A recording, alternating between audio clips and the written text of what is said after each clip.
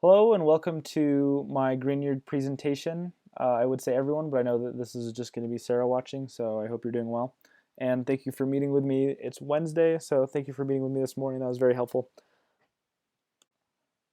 So in our experiment, we reacted 4-bromoanisole with methyl benzoate in this mechanism that's detailed here. So what happens is the bond to magnesium from the aromatic ring in 4-bromoanisole will go and attack the ester in methyl benzoate, pushing the electrons onto this oxygen and forming a tetrahedral intermediate. This tetrahedral intermediate will then kick out this OCH3 group and form a more stable carbonyl ketone structure with the two aromatic rings attached. And then our Grignard reagent will attack again, creating another tetrahedral intermediate, which starts to take the form of the product that we expect to see. At this point, we do our H3O workup and create our product that we hope to isolate at the end of our experiment, and we'll see how close we got to that at the end of this experiment. So our first step was preparing our Grignard. What we did was we took our 4-bromoanisole and we reacted it with magnesium metal. We didn't see any signs of the reaction taking place at first, so after crushing it more with our stir bar while it was in the test tube, we were able to see that reaction start to take place. And we hope that in doing so, we didn't add any impurities to the mixture. And we'll see if that was the case as we move forward within this presentation. So as you can see in the mechanism detailed, what happens essentially is that this bond to bromine will undergo a radical reaction with the magnesium metal that we introduced, and one electron from magnesium and one electron from bromine are going to come and react, giving an electron to bromine and taking away one from magnesium, giving us a positive and negative charge right here. Meanwhile, one other electron from this bond will create a radical structure in the aromatic ring in this step, where these two electrons that we created will undergo another radical step, creating the bond that we see here, forming our Grignard reagent. One thing we wanted to make sure we were really careful about is not introducing any water to the system, because if we introduce water to our Grignard reagent, that Grignard reagent would act as a strong base and pull a proton off of that water molecule, turning it into toluene, which I have the mechanism drawn right there just to show. But that would just waste our Grignard reagent. So we made sure to take steps to make sure that it wasn't exposed to any water. One was we conducted the entire experiment in nitrogen gas within the test tube in a closed system. And we also heated that test tube so that all of the water that possibly could have been dried on there was evaporated. And then we also used anhydrous or dry diethyl ether throughout the reaction to make sure that no water was being introduced. The other byproduct we wanted to make sure that we didn't form is this biaryl compound. And pretty much what happens is we have so much of our Grignard reagent that it's going to undergo a little bit of radical chemistry and react with itself, which is detailed in this mechanism. And that's going to create this biaryl compound rather than reacting with our methyl benzoate to create the product that we are looking for. And so we took some steps to make sure that didn't happen. One example is that when we created our Grignard, we added methyl benzoate as quickly as we could to prevent the Grignard from reacting with itself. And whatever did end up forming, we removed it by adding anhydrous diethyl ether to the mixture. And then since those are both nonpolar solvents, they would be attracted to each other, and they would later be removed in the rotary evaporator because they are lower boiling points than the rest of the mixture. And so I think we've taken a lot of the necessary steps during the experiment to make sure that we got the product that we wanted. So let's see what we did get. We were able to measure out 0.919 grams of our product, and the mixture that we extracted was a liquid, and it looked blood red and transparent. which is some of the observations that we wrote down. And our theoretical yield that we were expecting to get was 1.432 grams, and that ends up giving us a percent yield of 64.18%, which is a pretty good yield that we're proud of. So let's just hope that that yield is the product and not any impurities. So let's see what that looked like. Our first analysis is going to be of our IR spectra.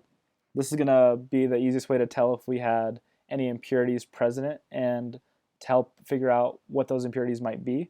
For the most part, our IR spectrum looked really promising. Let's start by talking about what we expected to see and if those showed up. So if we look at the slide, we can see that we did have those aromatic ring peaks that we were expecting at 1500, at a wave number of 1500 and 1600. Unfortunately, what we didn't get that we were expecting is an alcohol peak at about a wave number of 3300. So that's a little bit mysterious, but from what I understand, those alcohol peaks don't always show up in the IR spectrum. So what we did see that was also very promising, or I guess what we didn't see, is an ester peak that we were expecting if we had starting material left over, because we did have an ester group in our methyl benzoate starting material. So that wasn't present at a wave number around 1730, 1735.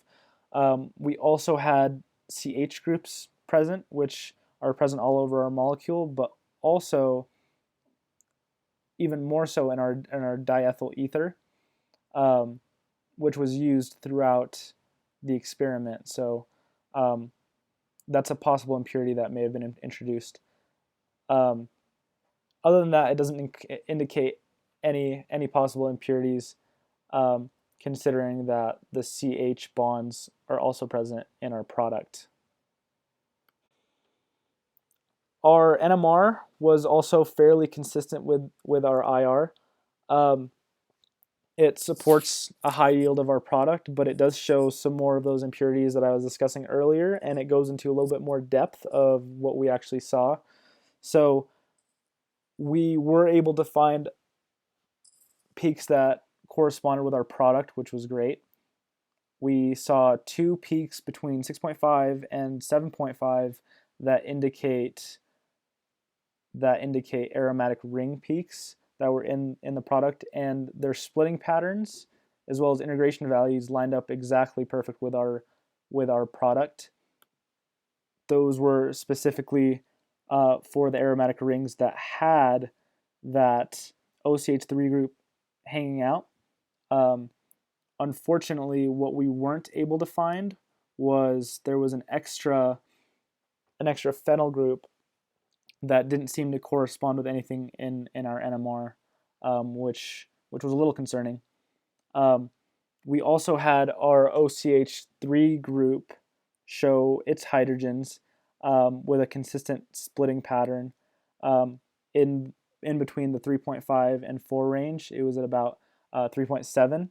So that really gives us an indication of what molecule we were ending up with in high yields when we introduced it to the NMR. The impurity that we did find was the only thing that we really expected from the IR, which was diethyl ether. That's also shown here in this annotated NMR. The splitting patterns fit, and the values also go along with what shows up in sigma Aldrich as a reference for diethyl ether. So we can conclude that that is an impurity that was found in our final product, and it doesn't seem to have been in a high yield either. So these are good results for us. We conclude that we did have a pretty high yield of what we wanted. For the most part, the experiment went really well. We were able to get a high 60% yield with minimal impurities, but there are some steps that we could take to make sure that if this experiment were done again, that we would improve. First, when we were transferring chemicals from one beaker to another, we may have not been as careful as possible to make sure that we weren't introducing further impurities and that we weren't losing some of the material that would end up in our final product. So just being more cognizant of that moving forward would give us a higher yield with less impurities. Also, since we ended up with diethyl ether in our final product, we can also conclude that that wasn't evaporated from the mixture as it was input to the rotary evap. So next time we just want to make sure that we rotary evap longer.